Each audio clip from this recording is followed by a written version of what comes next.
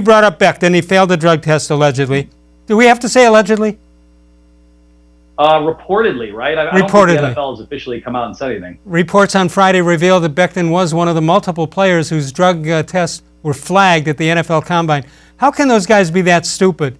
They were flagged. Wait, Les, they were flagged like when you bring a book into the bathroom, it gets flagged. It's Costanza, but, right? I'll tell you, Rebecca De Mornay is not going to allow you anywhere with such material. You can't just return that to the library. All right, so how can they be so silly? I won't say stupid. That's not fair. You're about to be a multimillionaire, and then look what you do. I mean, that's going to count. A lot of different things are going to change based on that, I believe. I don't know. You know, Laramie Tunsil, we remember years ago, ends up dropping. He ends up plummeting because of some of the social media imagery that came out on draft night. So somebody was out to get him. He falls, and he turns out to be one of the young offensive lineman studs in the league. So you can't get carried away. It does beg you to question decision-making, maturity. There were already some questions about his weight. I mean, he played last year around 360, and you can get away with that in college.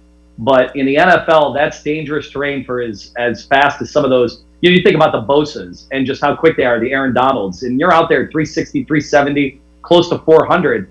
That could be an issue. I think a lot of these guys took a step back, and when they saw in the new CBA that it'd be a slap on the wrist if you tested positive for anything, they said, well, then, you know what, I'm going to live my life. And I wonder what kind of impact that'll have on decision makers. All right, if you're the decision maker and you were going to take Becton and this word comes out, do you change your mind or not?